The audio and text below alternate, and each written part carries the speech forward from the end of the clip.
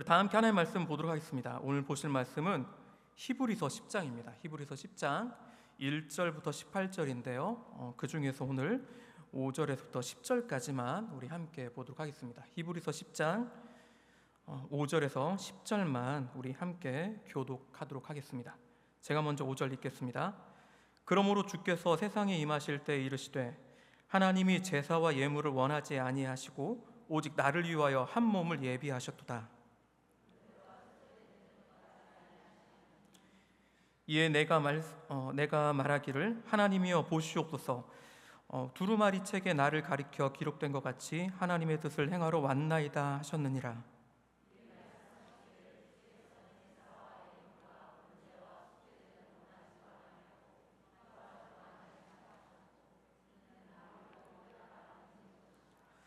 그 후에 말씀하시기를 보시옵소서. 내가 하나님의 뜻을 행하러 왔나이다 하셨으니 그 첫 번째 것을 폐하심은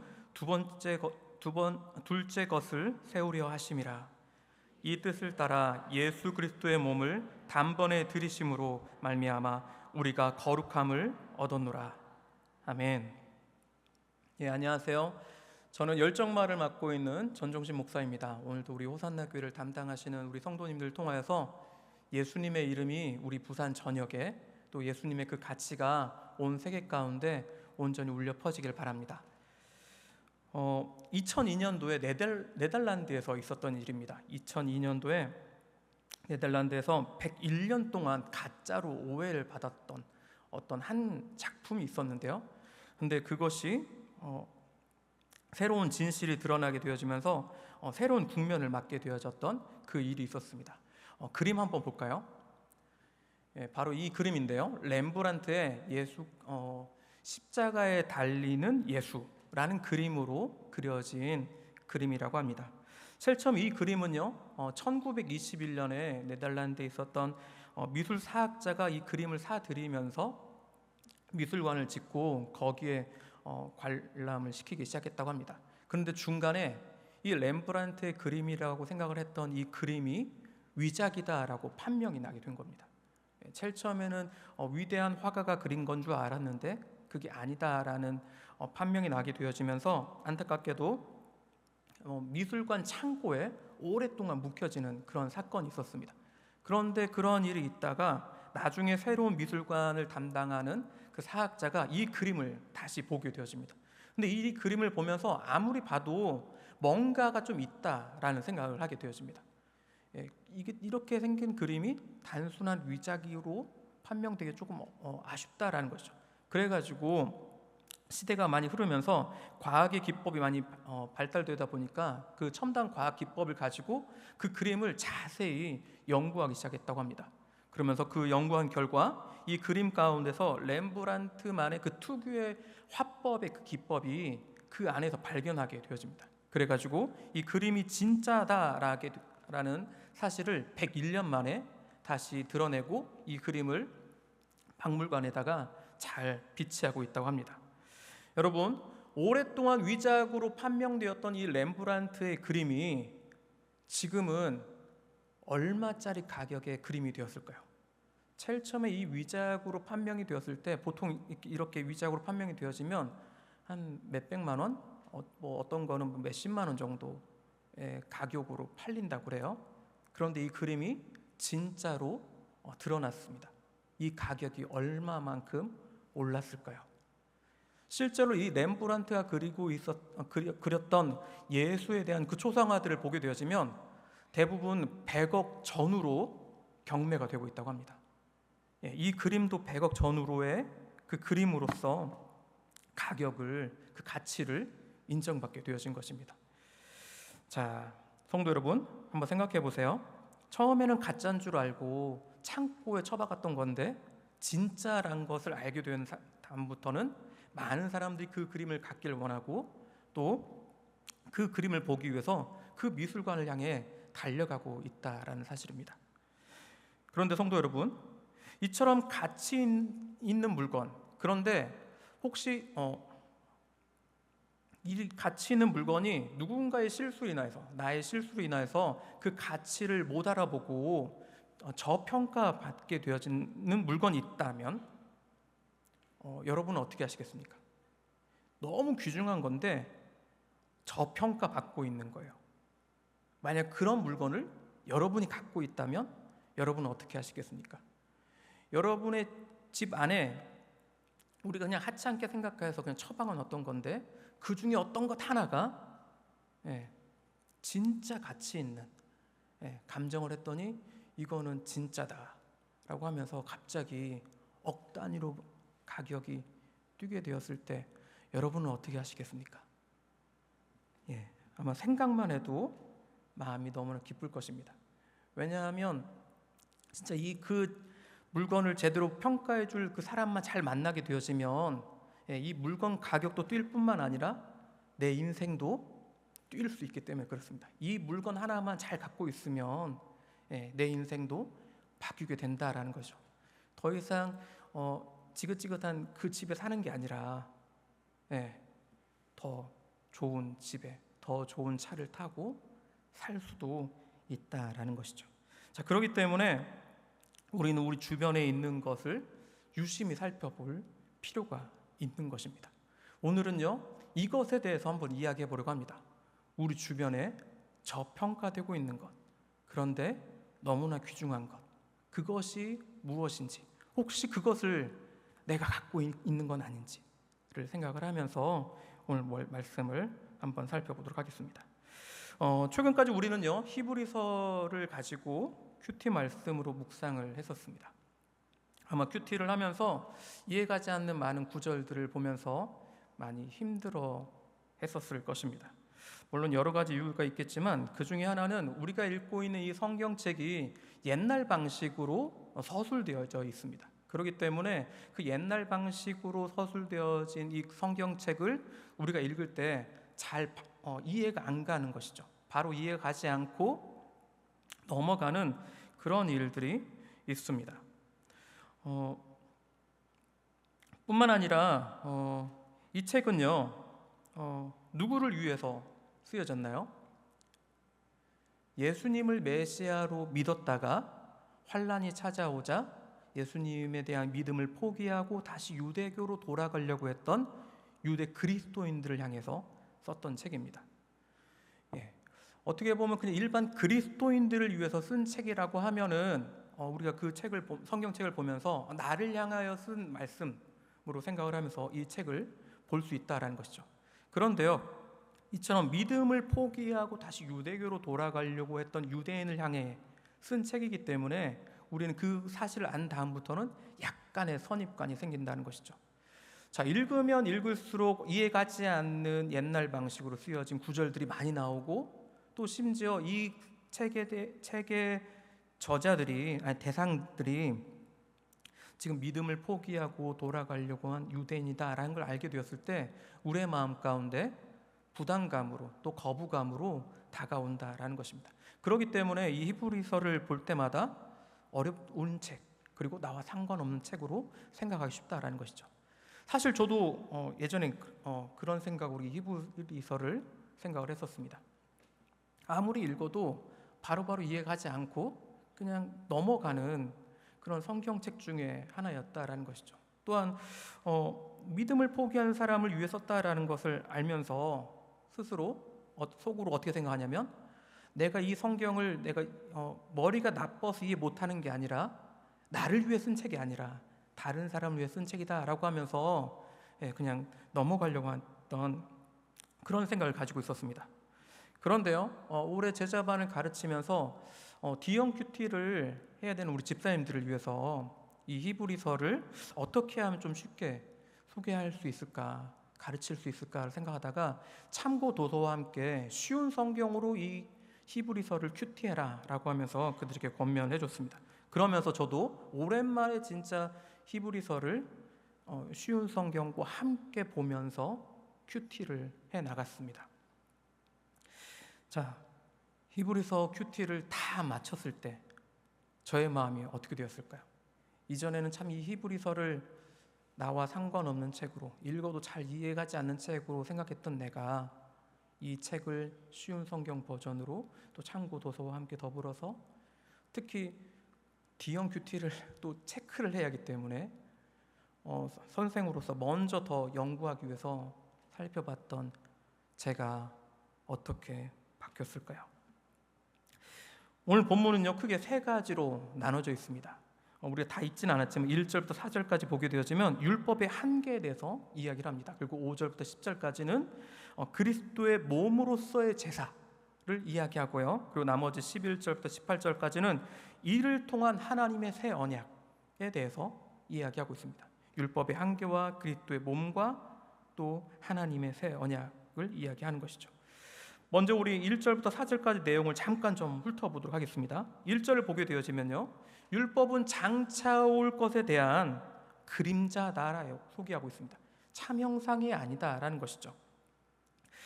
그러면서 그 해마다 드리는 제사로는 우리를 온전케 할 수 없다라는 말을 1절에서 이야기하고 있습니다. 율법이 불완전하다라는 것을 1절에서부터 먼저 이야기하고 있는 것이죠. 그렇기 때문에 2절에서 보게 되어지면 만약 율법이 완전하게 할 수 있다라면 더 이상 죄의식을 느끼지 못하게 할 것이다. 고로 제사도 드릴 필요가 없다라는 말을 하게 되어집니다. 그러나 3절에 보게 되어지면 이 율법의 제사로는 해마다 자기의 죄를 생각나게 한다, 기억나게 한다라고 말합니다. 즉 4절에서 율법의 제사, 동물의 피로는 죄를 영원히 없앨 수 없다라고 하면서 율법의 한계에 대해서 다시 한번 언급을 하고 있는 것을 봅니다.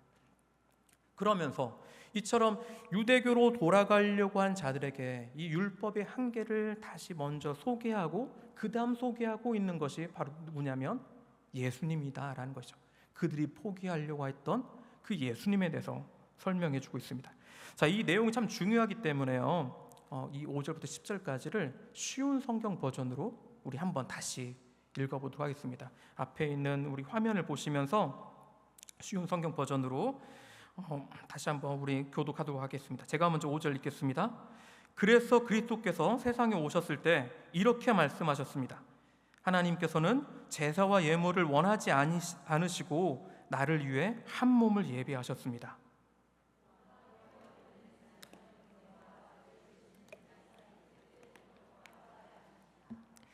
그때 내가 말하기를 하나님 보십시오. 나에 관해 율법책에 기록된 대로 하나님께서 내게 원하시는 일을 하러 왔습니다.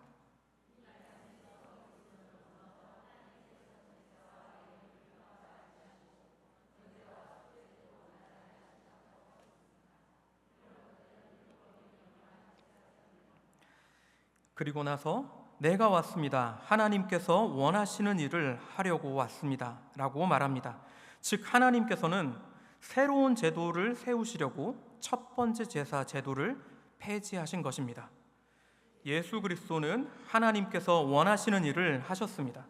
우리는 예수 그리스도께서 단번에 몸을 드리는 제사를 통해 거룩함을 입었습니다.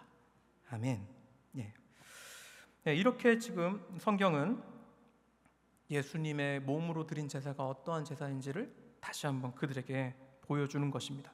율법으로는 불완전했던 것을 예수의 그리스도의 몸으로 온전케 하셨다. 그걸 통하여 우리가 거룩함을 입었다라고 말하는 것이죠. 성도 여러분, 하나님께서는요 우리 죄를 사하시기 위해서 매번 드리는 제사 대신 단 한 번 드릴 수 있는 몸을 준비하셨다라고 아까 우리가 읽었습니다. 그 몸이 누구입니까? 바로 예수님이십니다. 예수님께서 그 하나님께서 준비하신 그 일을 감당하기 위해서 인간의 몸을 입고 이 땅 가운데 오신 것입니다. 그리고 예수님은 자신의 몸을 드리는 그 단 한 번의 제사를 통하여서 우리를 거룩하게 하시고 또 하나님께 나아갈 수 있는 그런 존재로 만드신 것입니다. 즉 이걸 통하여 하나님의 새로운 제도가 완성되어진 것이죠. 우리는 바로 이 내용을 보면서 우리를 대신하여 십자가에 달려 죽으신 예수 그리스도의 구속 사건이 우리에게 적용됨을 생각하게 되어집니다. 바로 이것을 통하여서 예수님의 그 구속의 십자가의 그 구속을 통하여서 우리가 하나님께 나아가는 거룩한 존재가 되었음을, 하나님의 자녀가 되었음을, 구원받은 자임을 생각하게 된다라는 것이죠. 뿐만 아니라 14절부터 18절까지 다시 또 쉬운 성경을 좀 보도록 하겠는데요. 이건 제가 읽어드리도록 하겠습니다. 한 번의 제사로 그는 거룩하게 된 자들을 영원히 완전하게 하셨습니다. 성령께서 또한 우리에게 이것에 관해 말씀하십니다. 나중에 내가 다시 이스라엘 백성과 함께 새 언약을 맺을 것이다. 내가 나의 가르침을 그들의 마음속에 새기고 그들의 가슴에 기록할 것이다. 또 말씀하십니다. 그들의 죄와 악한 행동을 내가 다시는 기억하지 않을 것이다. 이런 죄와 악한 행동을 용서받았기 때문에 더 이상 죄를 위한 제사는 필요하지 않게 되었습니다. 라고 성경은 우리에게 분명하게 이야기하고 있습니다. 예수 그리스도가 드린 그 단 한 번의 십자가의 제사를 통하여, 그 제물을 통하여 우리는 거룩한 자가 되었는데, 한 번 거룩하고 끝나는 게 아니라, 잘못하면 사라지는 그게 아니라 영원히 거룩한 존재가 되었다라고 성경이 우리에게 이야기하고 있는 것입니다.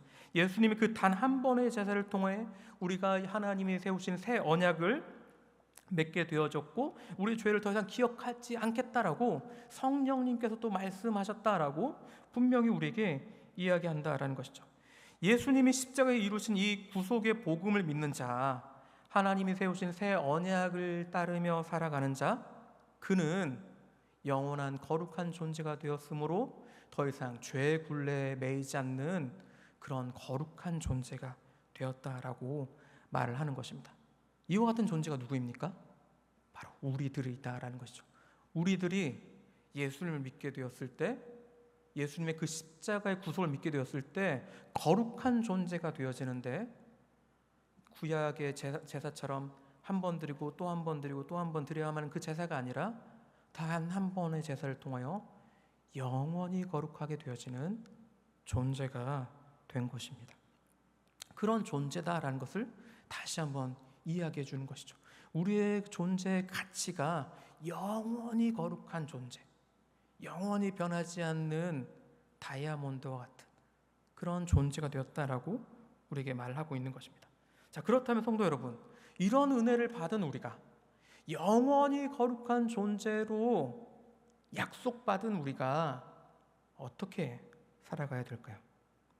우리는 예수님의 희생과 하나님이 세우신 그 새 언약을 통하여 영원히 거룩한 존재가 되었다라는 이 성경의 그 사실을 보면서 감사하며 살아가게 되어지는데요. 또한 찬양하며 살게 되어지는데요.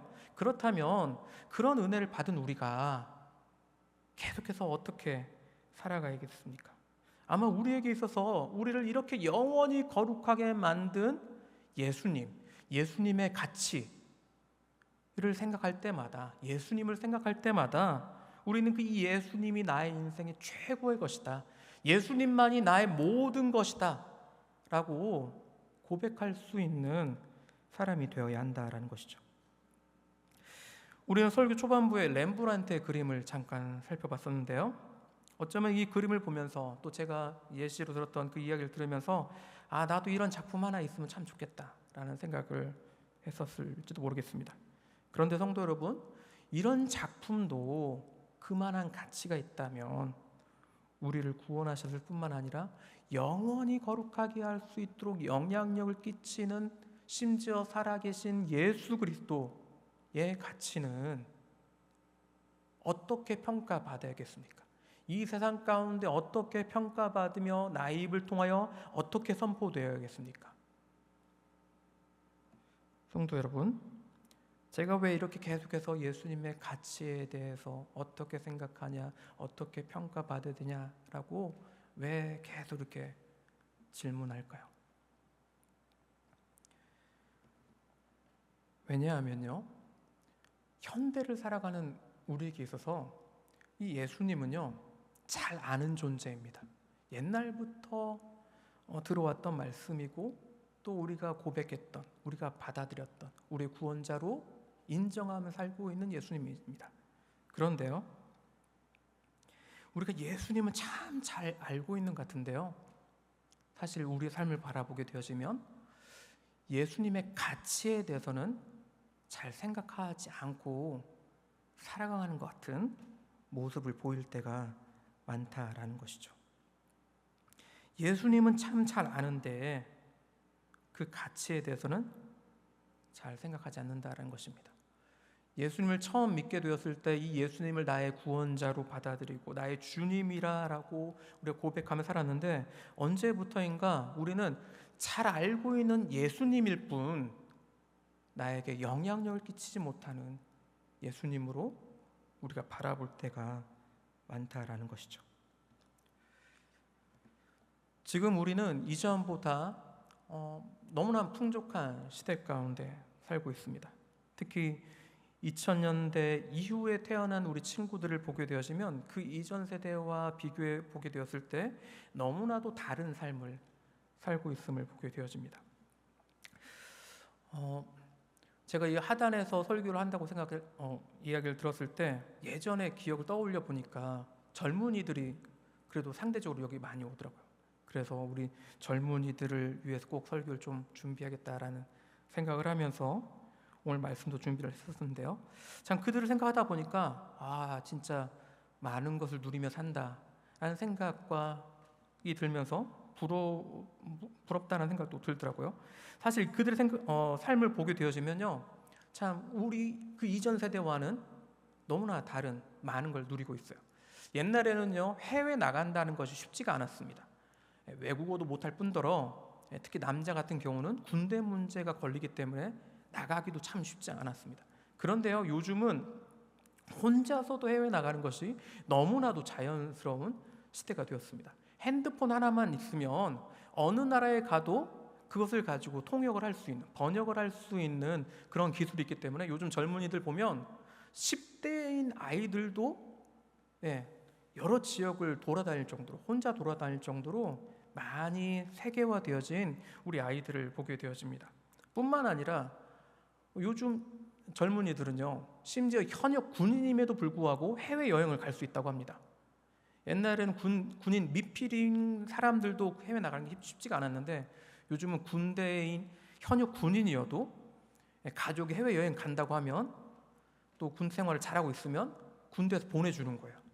그런 좋은 나라가 되었습니다.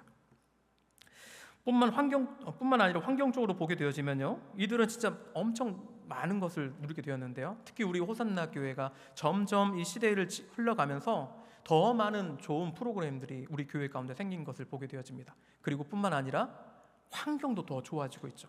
더 좋은 환경에서 더 좋은 많은 성경의 프로그램들과 또 교제의 프로그램을 가지고 이들이 함께 성장할 수 있게 된 것입니다.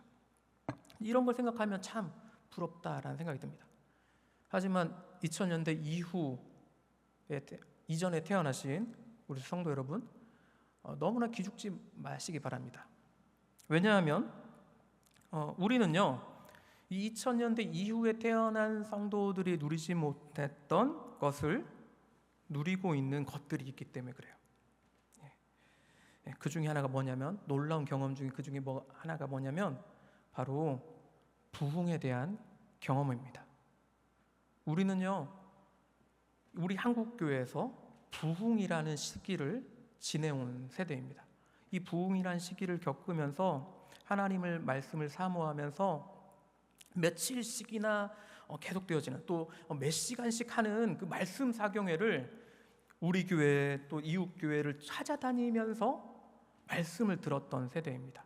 뿐만 아니라 하나님을 찬양하고 싶어서 또 하나님께 기도하고 싶어서 높은 산에 있는 기도원을 마다하지 않고 그곳을 향하여 우리의 성도들과 함께 그 산에 올라가서 기도했던, 하나님께 부르짖었던 그 경험을 가진 세대다라는 것이죠. 그때 하나님께 부르짖으며 또 말씀 가운데 은혜 들었던 그 기쁨, 그 은혜가 우리들 마음 가운데 있는 것입니다. 이와 같은 이 부흥의 결과가 무엇입니까? 우리를 뜨겁게 하고 우리를 하나님께 더 가깝게 나가게 한 그 결과가 무엇이냐면 바로 명지성전인 것이죠. 우리는 그 명지성전이 어떻게 세워졌는지를 우리의 삶을 통하여 경험하고 기억하고 있다라는 것입니다. 뿐만 아니라요, 이것보다 더 큰 게 있습니다. 이 부흥보다도 더 큰 것을 경험한 게 2000년 이전 세대들의 신앙입니다. 저는 제가 생각하기에는 어떻게 보면 이것이 2000년 이후의 신앙과 2000년 전의 신앙을 구분하는 분기점이지 않나 하는 생각을 합니다. 그만큼 엄청난 경험이다라는 것이죠. 그것은 무엇이냐면 휴거에 대한 시대적인 경험이었습니다. 부흥의 시기도 있었지만 그 70년, 80년, 90년을 향해 달려가면서 있었던 휴거에 대한 시대적인 경험, 바로 우리가 그 경험을 가지고 있다는 것이죠. 80년과 90년대를 보게 되어지면 전 세계적으로 예수님이 재림하실 것을 기대하면서 믿는 성도들이 더 하나님을 잘 믿기 위해서, 성도로 잘 살기 위해서 노력을 했던 그 시대가 있었습니다. 얼마나 이것이 그 믿음이 강렬했었는지 전 세계의 사람들도 2000년대가 가까워지면 가까워질수록 두려움 반 호기심 반으로 진짜 성경이 말하고 있는 휴거가 있느냐라는 것을 논할 정도였습니다. 얼마 이런 관심이 컸냐면 일반 영화사에서도 이 휴거를 소재를 가지고 영화를 만들 정도, 그리고 일반 영화관에 그것을 상영할 정도였습니다. 그만큼 80년, 90년대에는 모든 사람들이, 전 세계 사람들이 이 휴거에 대해서 생각을 하면서 더 하나님을 잘 믿으려고 노력을 했다라는 것이죠. 그렇기 때문에요, 수많은 성도들이, 물론 이것이 그 휴거가 성경에 나와 있기 때문에, 또 두려움이 또 있기 때문에, 또 기대감도 있기 때문에 잘 믿어야겠는데, 참 반대로 나타났던 그 이단들을 보면서 약간 좀 경계하기도 했었습니다. 실제로 수많은 사람들이, 전 세계 사람들이 휴거에 대한 관심을 갖다 보니까 이 성경을 잘못 해석하는 이단들이 실제로 많이 일어났습니다. 그리고 그로 인해서 많은 문제들도 실제로 일어났던 게 사실입니다. 그런 걸 보면서 우리는 이 휴거가 계속 주장하는 그 이단들이 계속 드러난 걸 보면서 휴거의 날짜, 이거는 거짓이다 라는 것을 학습하게 되었습니다. 왜냐하면 성경에서도 그날 그때는 아무도 모른다라고 말씀하고 있기 때문에 그렇습니다. 그렇기 때문에 이 80년대, 90년대, 또 2000년이 가까워진 그 시대에 가면 갈수록 이단들도 나타나지만, 그러나 그들이 말하는 휴거의 날짜는 믿지 않았다라는 것이죠. 하지만요, 반대로 우리가 그 휴거의 날짜는 믿지 않았지만 혹시나 예수님이 온다라면 어떻게 해야 될까라는 긴장감이 우리 안에 있었다라는 것이죠. 예수님이 혹시나 오시면 어떨까? 성경에서도 아무도 모르는 날에 갑자기 오신다고 말하고 있는데, 근데 그때가 그때라면, 그 다음 그쯤이라면, 2000년이 가까워진 그쯤이라면, 이라는 생각과 함께 두려움이 찾아오면서 더 열심히 믿으려고 했다는 것이죠. 그렇기 때문에요, 그 당시 80년대, 90년대를 보게 되어지면 성도가 어떻게 하면 신앙생활을 잘할까라는 주제를 가지고 쓰여진 많은 기독교 서적들이 판매가 되었습니다. 그리고 많은 성도들이 또 그 책을 읽으면서 휴거의 날짜는 우리가 믿진 않지만 우리가 휴거 받아야 될 존재니까 더 열심히 그 책을 읽으며 성도로 살기를 다짐하며 노력했다라는 것이죠. 그러면서 자신의 모습을 바라보면서 혹시라도 조금 잘못한 게 있으면 하나님께 나와 회개하고 다시 열심히 살아가려고 노력했던 그런 모습이 있었다라는 것이죠. 저는요, 어른들의 그런 모습들을 보며 자랐습니다. 그렇기 때문에 저도 그 어른들의 신앙의 모습과 또 시대적인 흐름의 모습을 보면서 나도 하나님을 잘 믿어야겠구나, 나도 예수님을 진짜 잘 믿어야겠구나, 아직 내가 구원의 확신이 없는데 어떻게 하면 구원의 확신을 얻을 수 있을까를 생각을 하면서 진짜 열심히 신앙생활했던 그런 때가 있다라는 것이죠. 그런데요, 성도 여러분, 어땠습니까? 그런 열심을 가지고 80년대와 90년대를 지나 2000년을 맞이했습니다. 그런데 아무런 일이 일어나지 않았죠. 대신에 2000년이 되어지면서부터 이 세상은 더 많이 발전하게 되었습니다.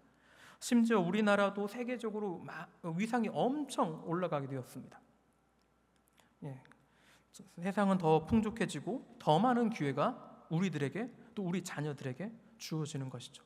그리고 우리는 더 좋은 환경 가운데서 하나님께 예배드리며 찬양할 수 있는 그 은혜를 누리며 살 수 있게 된 것입니다. 그런데요, 달라진 게 있었습니다.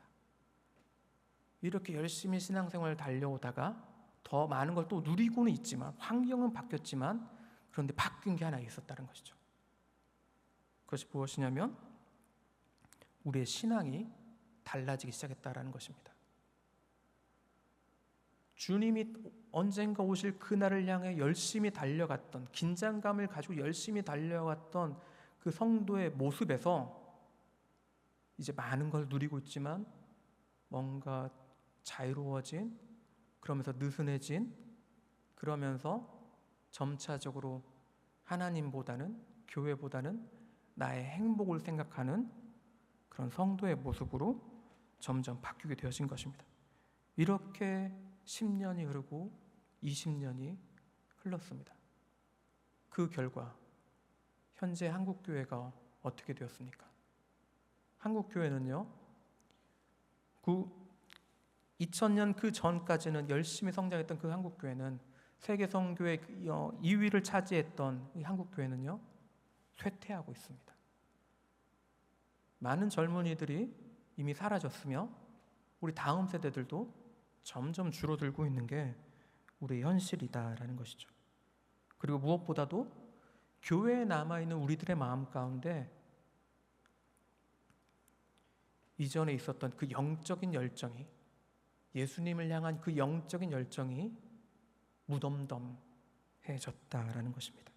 하나님을 알고 있지만, 예수님의 그 십자가를 알고 있지만 나는 더 이상 내 인생의 통제권을 예수님께 맡기는 게 아니라 그것을 내가 가지고 구원받은 사실을 또 이해하면서 머리 가운데 있으면서 이 세상의 것을 누려 살려고만 하는 모습으로 살고 있다라는 것이죠.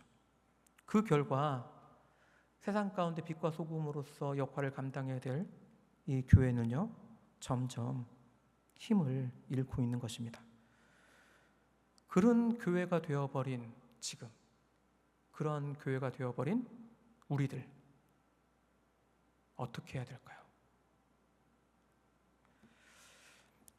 2005년도에요, 키아누 리브스가 주연한 콘스탄틴이라는 영화가 있었습니다. 이 영화는 사단에 맞서 싸우면서 악마의 그 지배를 당한 사람들을 구출해주는 내용으로 꾸며진 그런 영화입니다. 그런데요, 그 후반부에 가게 되어지면 그 주인공을 도왔던 천사 가브리엘이 반대로 주인공을 배신하면서 공격을 하는, 그래서 사람들 더 위기에 빠지는 장면이 나옵니다. 근데 그때 이 가브리엘이 이런 말을 합니다. 너희 인간들은 주께 죄사함을 받을 수 있는 큰 은총을 입었어. 어떤 죄든 회개만 하면 주의 품에 안길 수 있는 거야. 오직 인간만이 이 특혜를 받은 거지. 하지만 이건 불공평해. 주의 사랑을 받으려면 그럴 만한 자격을 갖추어야 한다고. 신은 너무 많은 사람에게 많은 용서를 준 거야. 그렇기 때문에 인간이 나약해진 거지. 나는 그런 인간들에게 균형을 잡아주려고 한 거야 라고 하는 말을 하는 장면을 보게 되어집니다. 여기서 가브리엘은요, 평소에는 자신의 마음대로 살다가 문제만 생기면 하나님을 찾으며 나아가려고 하는 그 인간들의 모습을 보면서 이 모습이 잘못됐다라고 평가를 하면서 이 인간들이 다시 하나님을 제대로 찾을 수 있도록, 다시 하나님께 온전히 경배드릴 수 있도록 자신이 거기에 인위적으로 끼어들어서 그 균형을 맞추겠다라고 말을 하고 있는 것입니다. 물론 우리는 이것이 하나님의 그 방식에 대해 의문을 제기하는 가브리엘 천사의 오만이며 또 잘못된 구원관을 말하고 있다는 것을 잘 알고 있습니다. 그런데요, 성도 여러분, 이 영화의 그 감독이 이 가브리엘의 말을 통하여서 우리 교회에게 말해주려고 하는 것은 무엇이었을까요? 2000년대가 지나가면서 그 시대의 흐름을 보면서 이 감독이 그 2000년대를 흘러가는 교회를 향해 무엇을 말하려고 하는 것일까요? 하나님의 자녀라면 지금처럼 나태한 모습을 살지 말고 성경대로 살아가라 라는 것을 우리한테 넌지시 보여주면서 우리를 조롱하는 것입니다. 성도 여러분, 우리는 어느 순간 우리의 열정이 식어진 채 이 세상을 살고 있습니다. 그러면서 신앙생활을 계속 하고는 있지만 그냥 매번 했던 대로 그 신앙을 유지하는 것이죠. 예수님이 중요하다는 것을 알고 있습니다. 하지만 삶으로 그것을 온전히 드러내지 않고 있습니다.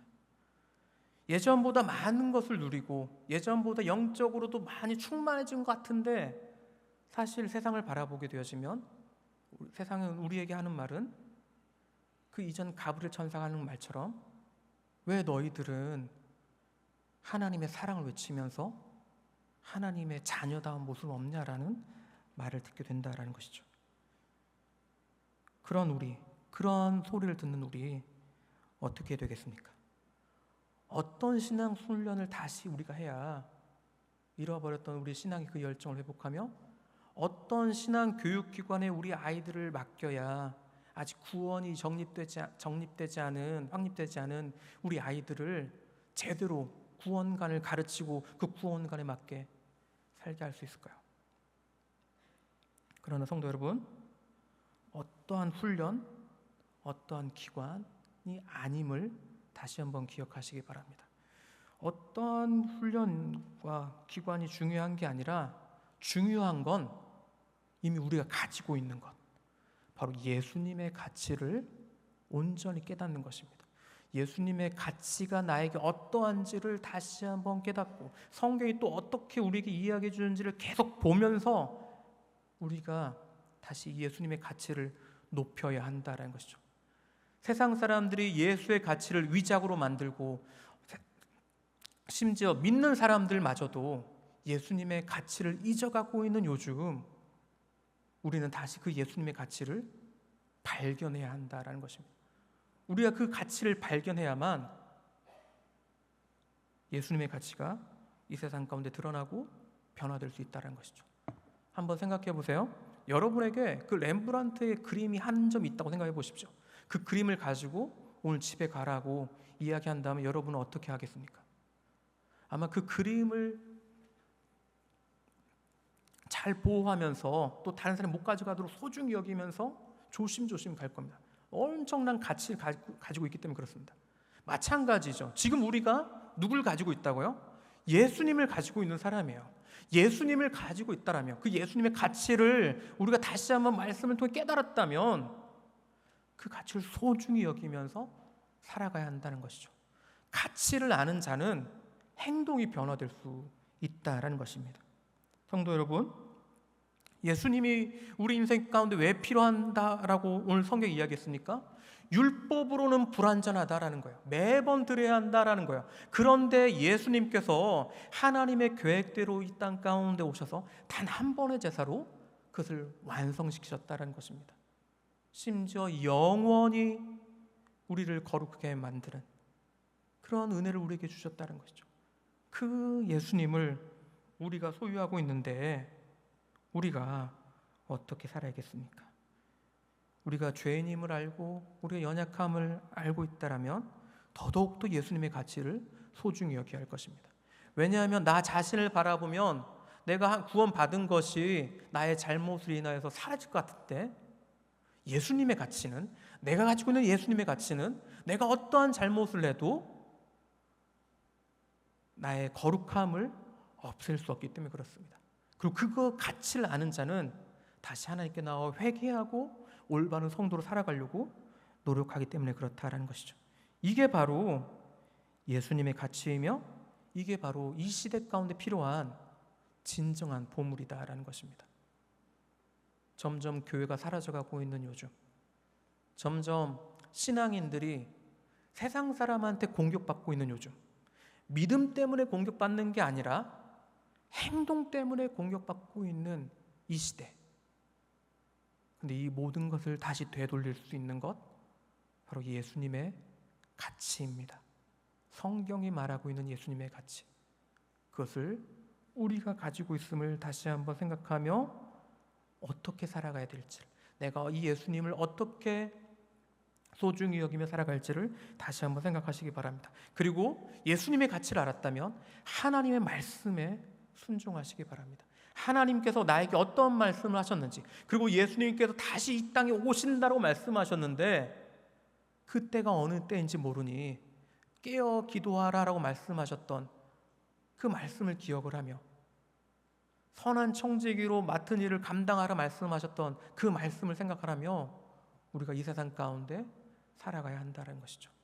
그렇게 되어지면 이 시대는 다시 변화하게 되어질 것입니다. 내가 예수님의 가치를 알게 되었을 때 순종하게 되어지고, 순종하여서 내가 하나님의 말씀대로 살아갔더니 이 시대 가운데 빛이 드러나고 소금의 역할을 감당함으로 세상 사람들이 다시 예수님을 발견한다라는 것이죠. 이게 바로 하나님을 이 시대 가운데 다시 드러내는 길입니다. 우리는 이번 2학기에 역사 공동체라는 주제를 가지고 말씀을 계속 보고 있습니다.